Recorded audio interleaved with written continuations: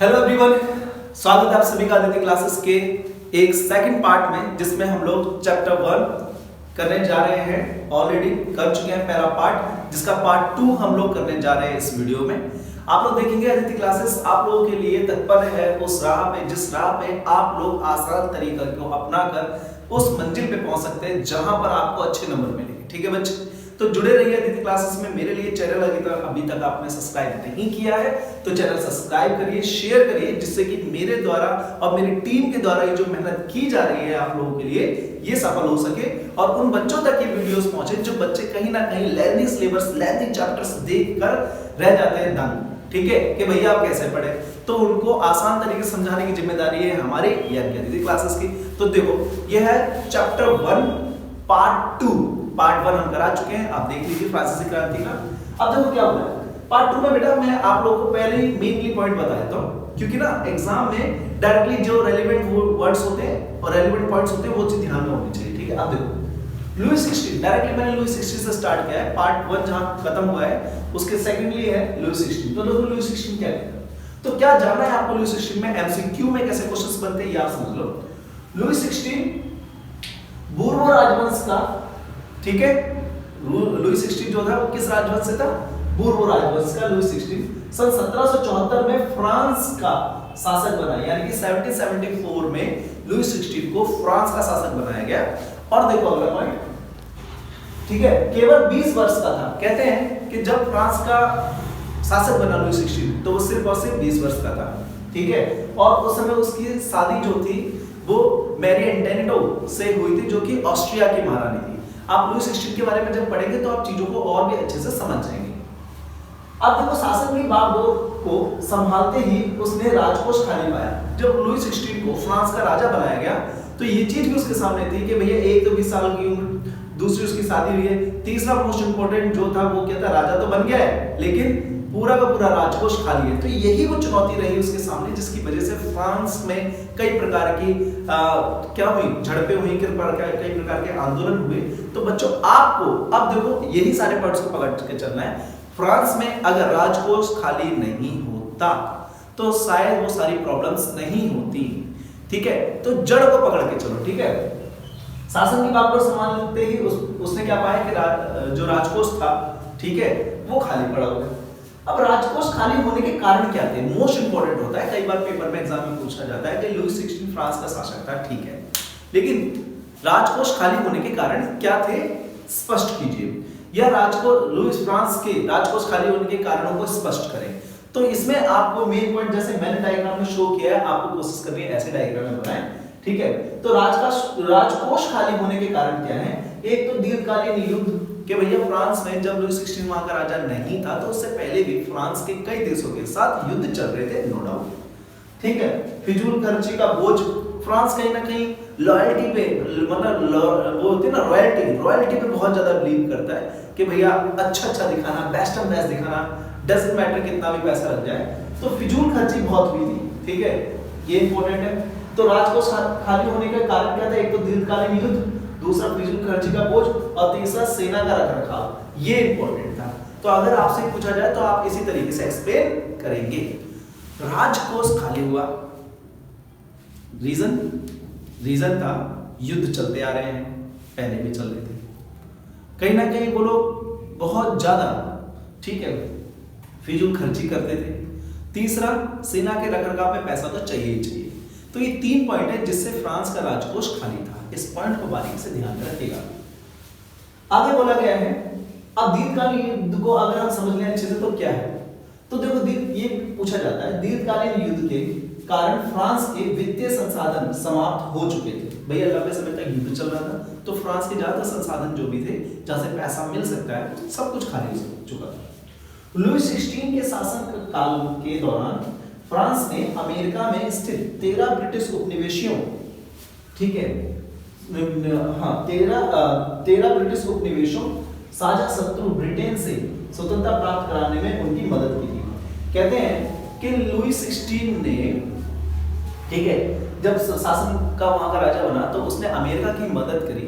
ठीक है, 13 ऐसे ब्रिटिश उपनिवेशी क्षेत्र से जहां पर अमेरिका के ऊपर ब्रिटेन्स ने या ब्रिटिशर्स ने शासन किया हुआ था या फिर वहां पर क्या किया होता, कब्जा किया होता। तो फ्रांस ने हेल्प करी थी अमेरिका की कि ब्रिटिश क्या करें, उस क्षेत्र को छोड़ दे।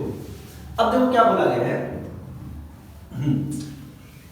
इस युद्ध के कारण फ्रांस पर 10 अरब लीब्रे का कर्जा चढ़ गया। युद्ध हुआ तो युद्ध में भैया सेना चाहिए, सेना के रखरखाव के लिए पैसा चाहिए, वेपन्स चाहिए, कई सारी चीजें होती हैं।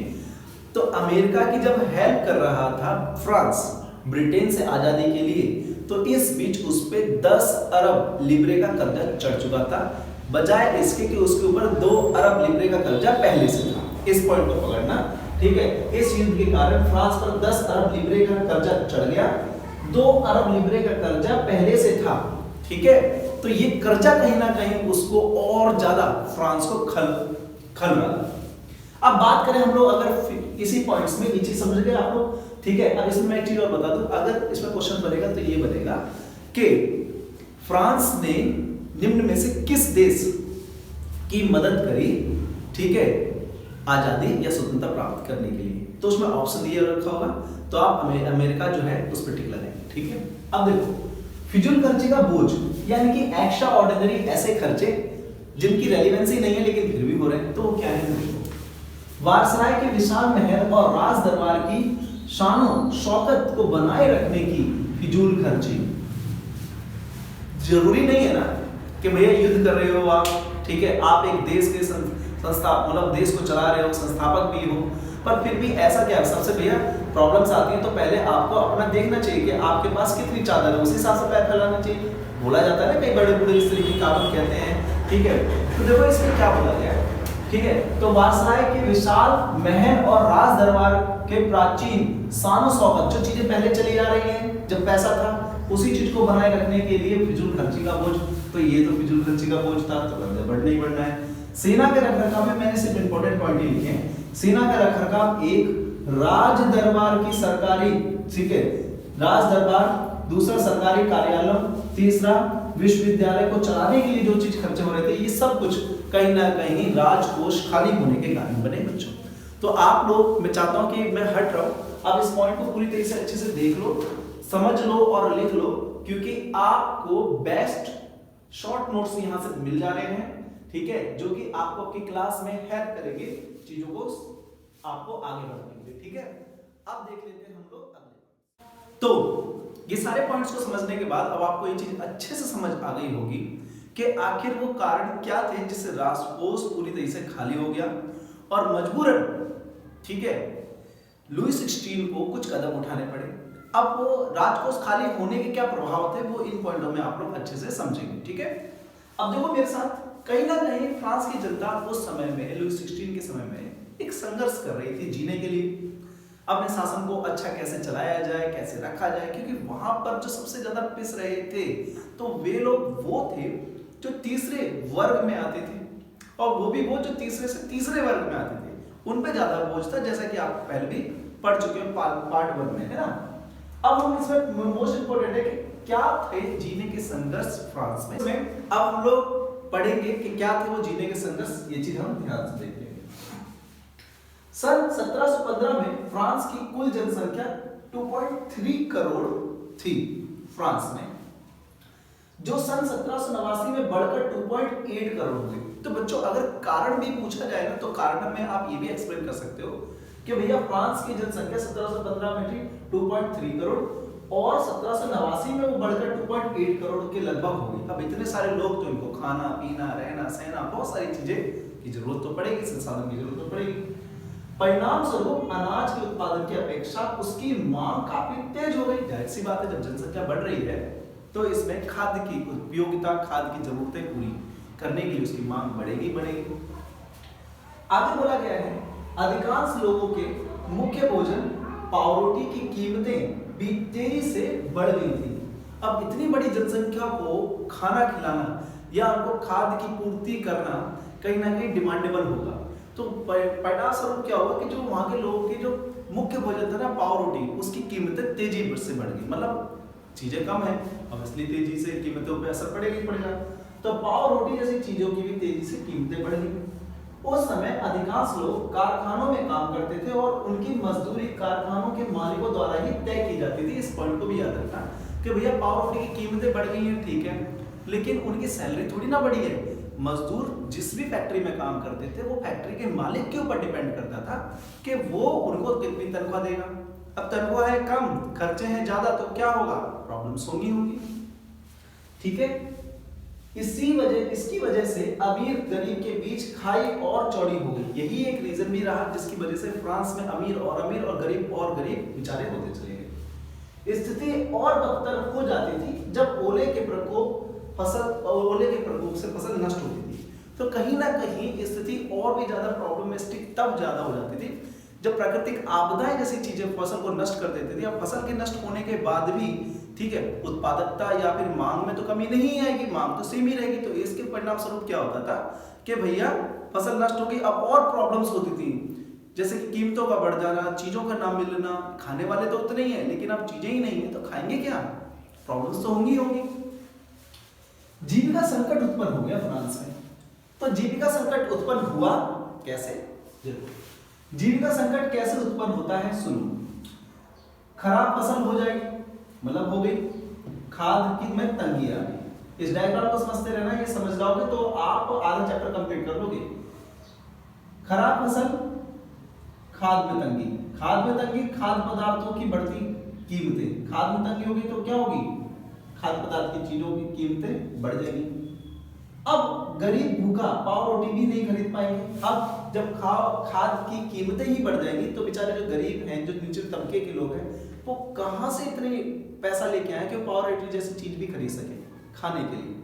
ठीक है, अब देखो इससे क्या होगा, कमजोर शरीर, महामारी फैल गई, वहां के लोगों में कमजोर शरीर हो गया, महामारी फैल गई और अन्य भाव मतलब अन्न की कमी के कारण मृतकों की जनसंख्या में और तेजी से वृद्धि आ गई। तो इस डायग्राम को आप देखेंगे, अगर आपसे पूछा जाए कि फ्रांस में जीविका संकट के क्या कारण थे, किस कारण की वजह से फ्रांस में जीविका संकट हुआ, ठीक है, तो आप बोलेंगे खराब फसल हो गई, खाद की तंगी आ गई, खाद्य पदार्थों की बढ़ती कीमतों ने बहुत ज्यादा वहां पर क्या किया, बदलाव लाए।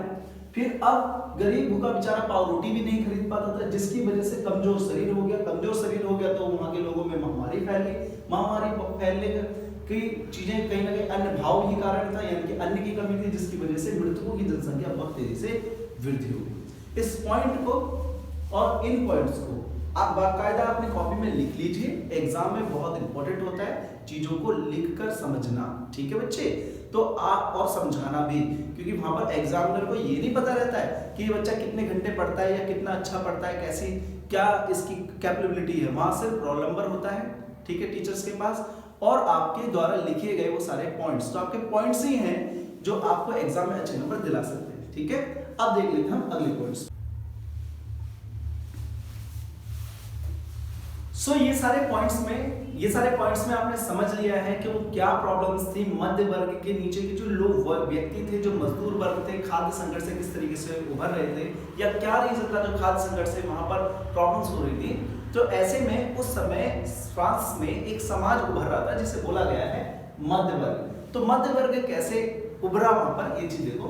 उभरता हुआ मध्य वर्ग क्या है कि 18वीं शताब्दी में एक नए सामाजिक वर्ग का उदय हुआ जिसमें बढ़ते व्यापार और ऊनी रेशम वस्त्रों, ठीक है, रेशमी वस्त्रों के उत्पादन से संपत्ति अर्जित की थी। इसे मध्य वर्ग कहा गया था। मध्य वर्ग मतलब उसे कहा गया था जिन्होंने व्यापार किया उस समय में रेशमी और ऊनी कपड़ों का, और यही वे वर्ग बने जो मध्य वर्ग कहलाए, क्योंकि संपत्ति के हिसाब से औरों से इनके पास संपत्ति ठीक थी, इसलिए इन्हें, ठीक है, मिडिल क्लास या फिर मध्य वर्ग कहा गया।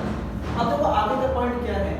आगे का पॉइंट कहते हैं कि ऊनी और रेशमी कपड़ों का या तो दूसरे देशों में निर्यात कर दिया जाता था या समाज में समृद्ध लोग उसे खरीद लेते थे। तो ये ऊनी और रेशमी कपड़ों को आखिर बेचते किसे थे? तो ये बेचते थे उन लोगों को जो या तो वहां पर समृद्ध लोग हैं या फिर वो फ्रांस से बाहर के देशों में ऊनी और रेशमी कपड़ों को बेचते थे, ठीक है। आगे का पॉइंट है कि तीसरे स्टेट के लोगों में इन सौदागरों एवं निर्माताओं के अलावा प्रशासनिक अधिकारी व वकील जैसे पेशेवर लोग भी सम्मिलित थे। अब मध्य वर्ग में वे लोग भी आते थे जो तीसरे स्टेट में हैं, लेकिन तीसरे स्टेट में याद करो, अगर आप पैराग्राफ याद करोगे, तो तीसरे स्टेट में जो पहला वर्ग है उसके अंतर्गत वकील है, सौदागर है, निर्माता है, ठीक है, ठीक है। तो ये लोग भी क्या थे, ये सम्मिलित थे पेशेवर, मतलब एक मध्य वर्ग की श्रेणी में। ये सभी पढ़े लिखे लोग होते थे जो मध्य वर्ग की श्रेणी में आते थे या हैं। इस पॉइंट को ध्यान में रखते हुए अब ये अंतिम पॉइंट्स ये बताता है पार्ट 2 का कि भैया विशेष अधिकारों के अंत की कल्पना किस की गई। वैसे तो बहुत सारे पॉइंट है लेकिन मैंने सिर्फ आपको 2 पॉइंट दिए हैं और ये 2 पॉइंट ही बैलेंस सफिशिएंट होंगे आपको ये जानने के लिए कि आखिर विशेष अधिकारों के अंत की कल्पना क्या थी, कहां से सोच रहे थे, कैसे सोच रहे थे। तो किसी भी व्यक्ति की सामाजिक हैसियत का निर्धारण उसकी योग्यता के आधार पे होना चाहिए। एक तो ये कल्पना कि भैया इस चीज को खत्म होना चाहिए, ठीक है। स्वतंत्रता, समानता तथा समान अवसरों के विचारों पर आधारित समाज, ये जो 2 पॉइंट है ना कहीं ये इंपॉर्टेंटली ये बताते हैं कि यहाँ से कल्पना निकल के आई कि समाज एक्चुअल में किसके पास है और किसके पास होना चाहिए, कैसे ये सारी चीजें जो हैं वो ध्यान में रखी जानी चाहिए, ठीक है बच्चों। अब बाकी की जो भी पॉइंट्स हैं रेलिवेंट, कोई क्वेश्चन हो आपके माइंड में या कोई भी डाउट लगे, कैसी भी कोई प्रॉब्लम लगे, ठीक है, तो आप कमेंट बॉक्स में लिख दीजिएगा। मैं कोशिश करूंगा उसका रिप्लाई करूं, उसका आंसर दूं। बिल्कुल भी टाइम वेस्ट मत करिए। 9th है तो क्या हुआ, 10th का बेस हमें यहीं से तैयार करना है, ठीक है। और जुड़े रहिए मेरे साथ, चैनल को लाइक शेयर एंड सब्सक्राइब करते रहिए। Thank you.